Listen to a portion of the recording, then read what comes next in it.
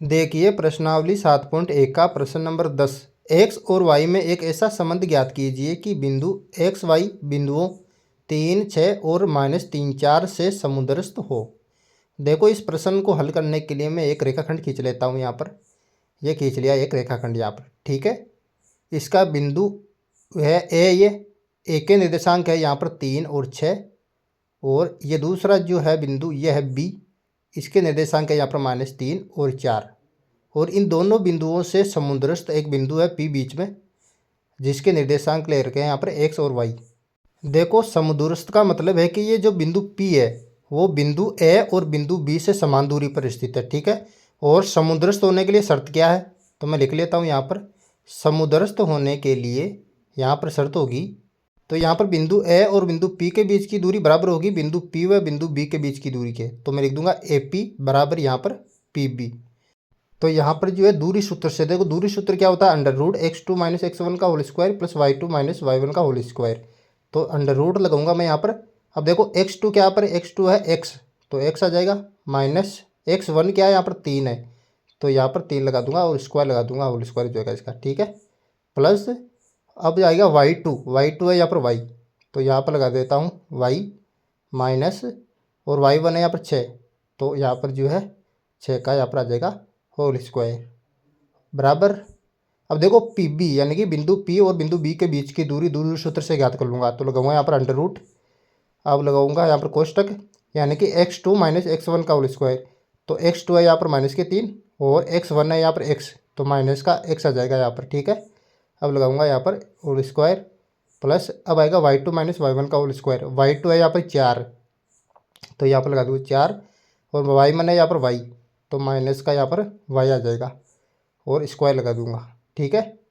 अब देखो यहाँ पर अंडर रूट से अंडर रूट कट जाएगा, कैंसिल हो जाएगा।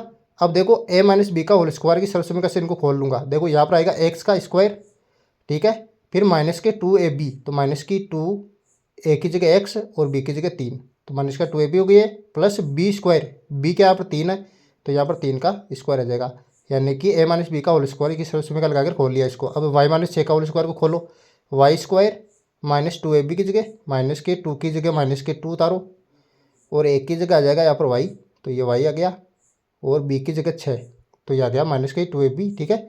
प्लस b का स्क्वायर यानी कि 6 का स्क्वायर लगा दो यहाँ पर, यह भी मैंने a - b का होल स्क्वायर से खोल लिया बराबर। -3 - x का होल स्क्वायर को खोलूँगा, तो -3 का स्क्वायर -2ab यानी कि -2 की जगह -2 आ जाएगा, ठीक है। और एक a का मान है इसमें -3 और b का मान है x, तो ये उतार दिया x, ठीक है। प्लस b का स्क्वायर, b का मान है यहाँ पर x, तो x का स्क्वायर यहाँ पर आ जाएगा। प्लस अब देखो 4 - y का होल स्क्वायर को खोलूँगा, a - b का होल स्क्वायर की सरसमी से, तो 4 का स्क्वायर -2ab, -2 की जगह आ जाएगा -2, ठीक है। और a की जगह यहाँ पर 4 और b की जगह आ जाएगा यहाँ पर y, ठीक है। प्लस b का स्क्वायर की जगह आ जाएगा यहाँ पर y स्क्वायर, तो ये उतार दिया y स्क्वायर, ठीक है। अब देखो यहाँ पर एक्स स्क्वायर से एक्स स्क्वायर कट जाएगा और वाई स्क्वायर से वाई स्क्वायर कट जाएगा। अब बच्चा उधर देखो -2x और 3 को मैं गुणा करूँगा, तो -6x आ जाएगा यहाँ पर, ठीक है। तो ये उतार दिया -6x, और इधर देखो प्लस 3 का मैं स्क्वायर करूँगा, 3 का स्क्वायर करूँगा तो 9 आएगा, तो ये उतार दिया यहाँ पर 9, ठीक है। अब देखो -2y और 6 को गुणा करूँगा, तो -2 6 की 12, -12y आ जाएगा यहाँ पर, ठीक है। प्लस फिर 6 का स्क्वायर है, तो 6 का स्क्वायर कितना होगा, 36 होगा, तो ये प्लस के 36 आ गया यहाँ पर। अब बराबर का चिन्ह उतारो।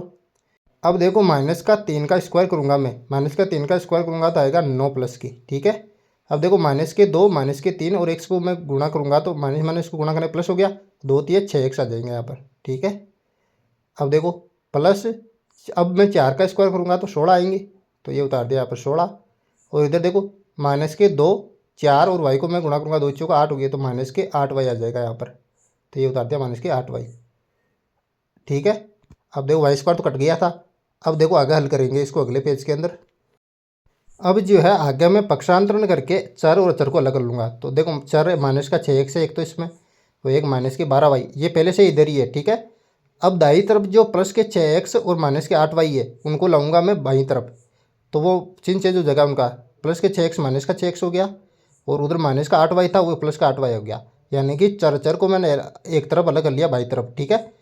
अब जो है अचरों को मैं दाईं तरफ अलग कर लूँगा। अब देखो 9 और प्लस के 16 पहले से ही दाईं तरफ है। अब देखो बाईं तरफ क्या, प्लस के 9 और प्लस के 36 है, तो वो जो है दाईं तरफ जाएंगे तो माइनस के हो जाएंगे दोनों ही। तो माइनस का 9 हो गया ये, और ये माइनस के 36 हो गया। तो मैंने यहाँ पर अचरों को भी अलग कर लिया। अब देखो इधर जो है माइनस के 6x और माइनस 6x को जोड़ूंगा तो क्या आएगा, माइनस के 12x यहाँ पर, ठीक है। और माइनस के 12y में से प्लस के 8y घटाऊंगा, ठीक है ना। तो कितने बचेंगे, माइनस के 4y बचेंगे यहाँ पर। तो ये माइनस के 4y बच गई, ठीक है। अब बराबर का चिन्ह, देखो यहाँ पर 9 से 9 कैंसिल हो जाएगा। अब बचे 16 और माइनस के 36, माइनस के 36 में से 16 घटाऊंगा तो यहाँ पर बचेंगे माइनस के 20, ठीक है। अब देखो माइनस के 12x की जगह 12x उतारूंगा, माइनस का 4y ऐसा कैसा उतार दो। और देखो यहाँ पर जो माइनस के 20 दाईं तरफ है, इन दाईं तरफ से मैं ले जाऊँगा बाईं तरफ, तो इसका चिन्ह चेंज हो जाएगा, ये प्लस का हो जाएगा। तो प्लस के 20 और इधर क्या बचा, अब बराबर में 0 बचेगा, ठीक है ना। अब जो है इस संपूर्ण समीकरण को मैं माइनस से गुणा कर दूंगा। माइनस से मैं गुणा करूंगा तो माइनस के 12x प्लस का 12x हो जाएंगे, ठीक है। और माइनस के जो 4y है ये प्लस के 4y हो जाएंगे, और ये प्लस के जो 20 है ये माइनस के 20 हो जाएंगे, क्योंकि संपूर्ण समीकरण को मैंने जो है माइनस से गुणा कर दिया यहाँ पर, तो बराबर 0। अब जो है इस समीकरण से मैं जो है 4 कॉमन ले लूँगा। अब लो देखिए 4 कॉमन, तो ये ले लिया मैंने यहाँ पर 4 कॉमन। अब कोष्टक के अंदर क्या बचेगा, देखो 4 ये 12 होते हैं तो 3x बचेगा यहाँ पर। अब देखो 4 तो बाहर ले लिया मैंने, प्लस यहाँ पर केवल y बचा। अब देखो 4 पंजे 20 होता है तो यहाँ पर बचेगा माइनस के 5। कोष्टक में बंद करो इसको, बराबर 0। अब देखो जो 4 हमने कॉमन लिया था वो जो है इधर 0 के बटे में आकर 0 हो जाएगा, ठीक है ना। अब समीकरण क्या बचा हमारे पास, 3x प्लस y माइनस 5 बराबर 0। तो ये जो है x और y के बीच में जो है संबंध हमारे पास आया, ठीक है ना। इस प्रकार जो है आपको हल कर लेना है, वेरी सिंपल।